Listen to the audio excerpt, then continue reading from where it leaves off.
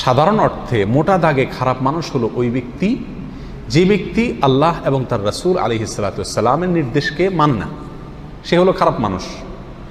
এবং যে যতটা দূরে আল্লাহ এবং তার রাসূলের নির্দেশ থেকে সে তত বেশি খারাপ। কিন্তু এর ভিতরে আবার সবচেয়ে খারাপ, সবচেয়ে নিকৃষ্ট বলে একটা কথা আছে। খারাপ মানুষের ভিতরে আবার সবচেয়ে খারাপ মানুষ বলতে একটা কথা আছে, আর এটাই নবী সাল্লাল্লাহু আলাইহি ওয়াসাল্লাম বিভিন্ন হাদিসে ফুটে উঠেছে। সবচেয়ে খারাপ মানুষ, সবচেয়ে মন্দ লোক, সবচেয়ে নিকৃষ্ট ব্যক্তি হলেন ওই ব্যক্তি যে ব্যক্তি দ্বিমুখী, যার ভেতরে দ্বিমুখিতা আছে। এক একজনের সঙ্গে এক এক রূপে তিনি আবর্তিত হয়ে থাকেন। এই লোকটি হলো মানুষের মধ্যে সবচাইতে খারাপ মানুষ।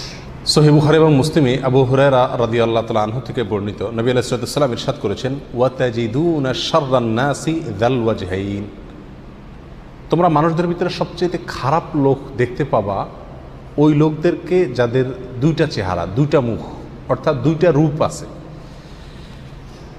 আল্লাযী ইয়াতি হাউলা বিওয়াজহিন, যারা কিছু লোকের কাছে আসলে এক ধরনের রূপ ধারণ করে, আবার ওয়ায়াতি হাউলা বিওয়াজহিন, আবার তাদের বিপরীত বা বিরোধী বা ভিন্ন লোকদের কাছে গেলে ভিন্ন রূপে নিজেকে সেখানে প্রকাশ করে। চগলখোর কিসিমের মানুষ, মুনাফিক কিসিমের মানুষ, এর কাছে একরকম বলে, ওর কাছে গিয়ে আরেক রকম বলে, এর কাছে এসে একটা সাজে, ওর কাছে গিয়ে আরেকটা সাজে। এই মুনাফিকি, এই দ্বিচারিতা, এই চগলখড়ি, এই কপটতা, এই চরিত্র যার ভেতরে আছে সে হলো মানুষদের ভিতরে সবচেয়ে খারাপ মানুষ। আল্লাহ সুবহানাহু ওয়া তাআলা আমাদের সবাইকে হেফাজত করুন। অত্যন্ত নিকৃষ্ট এবং মন্দ একটি স্বভাব। এই স্বভাব কোনো কোনো ক্ষেত্রে মানুষকে কুফরি পর্যন্ত নিয়ে যায়। এই মুনাফিকি যদি দ্বীনের বিষয়ে হয় এবং নেফাকে ইতিকাদি হয়, নেফাকে আকবর হয়, তাহলে মানুষ কাফের পর্যন্ত হয়ে যায়।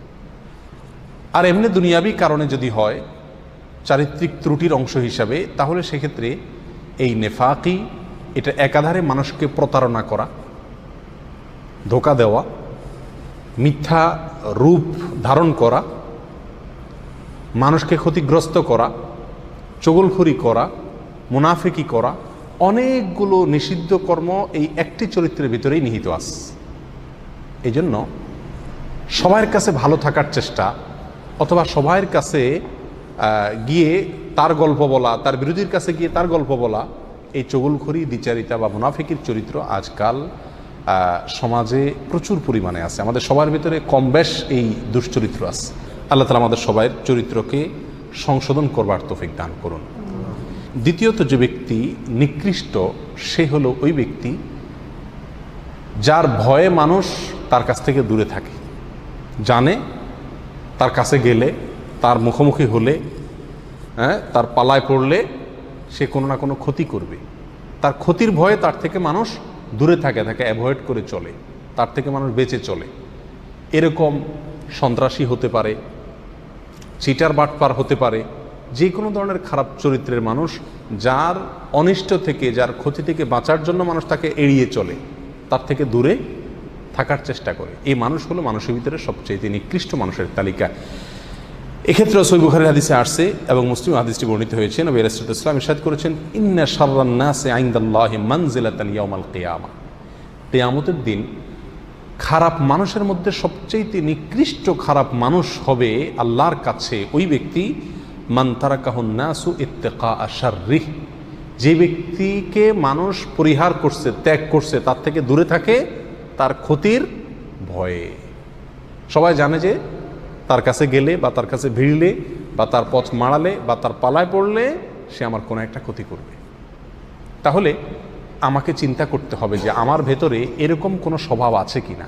কোনো মানুষ আমার কাছে আসে না, ভিড়ে না, আমার ভয়, আমার ক্ষতির ভয়, আমার জুলুমের ভয়, আমার অবিচারের ভয়, আমার অন্যায়ের ভয়ে এরকম আছে কি না। যদি হয় তো মনে রাখতে হবে এটা আমার জন্য অত্যন্ত নিকৃষ্ট একটি চরিত্র যে আমার ভিতরে আছে। তাহলে মনে রাখতে হবে যে এর মানে হলো আল্লাহর কাছে আমি সবচাইতে নিকৃষ্ট মানুষ।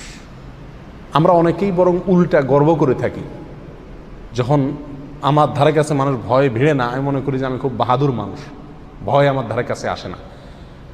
যার ক্ষতির ভয়ে তার কাছে মানুষ যায় না, সেই ব্যক্তি আল্লাহর কাছে সবচাইতে খারাপ মানুষ। আল্লাহ তাআলা আমাদের সবাইকে কোমল হওয়ার তৌফিক দান করুন, যেন সব মানুষ আমাদের কাছে আসতে সৎসাহস করে, আমাদের ক্ষতির ভয়ে ভীত সন্ত্রস্ত মানুষ না থাকে। মুসনাদ আহমদের এক বর্ণনা আসছে, নবী রাসূলুল্লাহ সাল্লাল্লাহু আলাইহি ওয়াসাল্লাম বলেছেন যে সবচেয়ে নিকৃষ্ট মানুষ হলো সে যে ব্যক্তিকে মানুষ সম্মান করে তার ক্ষতির ভয়ে। সালাম আলাইকুম, কেমন আছেন ভাই, বড় ভাই, সিনিয়র ভাই, নেতা ভাই, এই যত ইজ্জত সম্মান করে এগুলো সব কি জন্য? যে নেতা সাহেবকে ইজ্জত না করলে এটা ক্ষতি করে দিবে, সালাম না দিলে আমার একটা বিপদ হতে পারে, সে আমার উপরে ক্ষেপে যেতে পারে। এই যে ক্ষতির ভয়ে আশঙ্কায় সম্মান করে, এরকম যদি কোনো লোক থাকে সমাজে, তাহলে এই লোকটা সবচাইতে নিকৃষ্ট মানুষ। তাহলে দ্বিতীয় শ্রেণীর সবচাইতে নিকৃষ্ট মানুষ, এই দুইটা হাদিসে দুই রকম আসছে, দুইটাই প্রায় কাছাকাছি। একটা হলো ক্ষতির ভয়ে তার থেকে দূরে সরে, আরেকটা হলো ক্ষতির ভয়ে তাকে কি করে?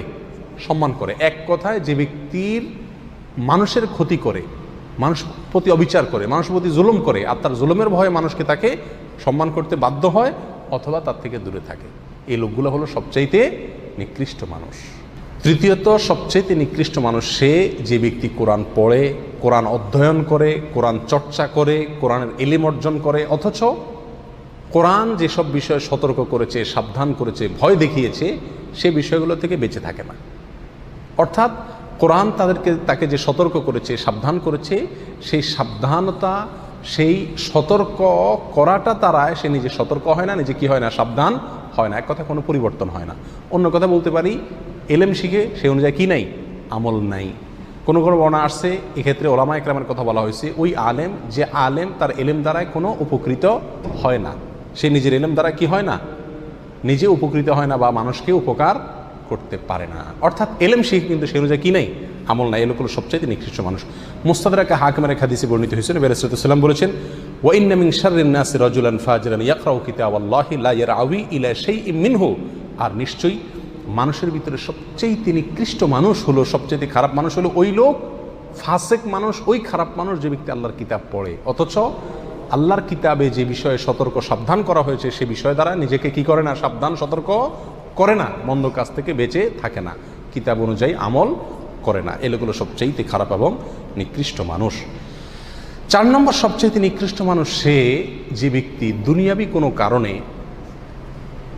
তার দিনকে ধ্বংস করে, দুনিয়াবি স্বার্থের কাছে দিনকে বিক্রি করে দেয়, ধর্মকে বিক্রি করে দেয়, দিনদারিকে বিক্রি করে দেয়, আমানতদারিকে বিক্রি করে দেয়, আল্লাহর ভয়কে, তাকওয়াকে বিক্রি করে দেয়। কিসের ভয়ে? কিসের বিনিময়ে? দুনিয়ার কোনো তুচ্ছ বিষয়ের বিনিময়ে। দুনিয়ার যত বড় বিষয় হোক না কেন এটা তুচ্ছ। দুনিয়ার যে কোনো বিষয়ের বিনিময়ে যে ব্যক্তি তার দিনকে বিক্রি করে দেয়, এই লোকগুলো 4 নম্বর সবচাইতে নিকৃষ্ট মানুষ।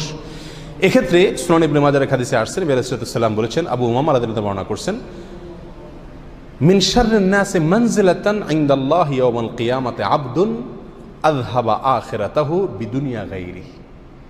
আল্লাহর কাছে কিয়ামতের দিন নিকৃষ্ট মানুষদের মধ্যে সবচাইতে নিম্ন স্তরের নিকৃষ্ট মানুষ, সবচাইতে খারাপ মানুষ, মন্দ লোক ওই ব্যক্তি যে ব্যক্তি তার আখিরাতকে নষ্ট করে ফেলছে, আখিরাতকে বরবাদ করে ফেলছে, আখিরাতের স্বার্থকে জলাঞ্জলি দিয়েছে। কিসের কারণে? অন্য কোনো ব্যক্তির কাছ থেকে দুনিয়া পাবে এই আশায়, দুনিয়ার লোভে কারোর প্রতি জুলুম করেছে, কাউকে হত্যা করেছে, কারোর ক্ষতিগ্রস্ত করেছে, তাহলে তার দিনকে ধ্বংস করলো কিসের কারণে? সামান্য দুনিয়ার কারণে। এই লোক হলো সবচাইতে নিকৃষ্ট মানুষ। আল্লাহ সুবহানাহু ওয়া তাআলা আমাদের সবাইকে এই দুশ্চরিত্র থেকেও হেফাজত থাকার তৌফিক দান করুন।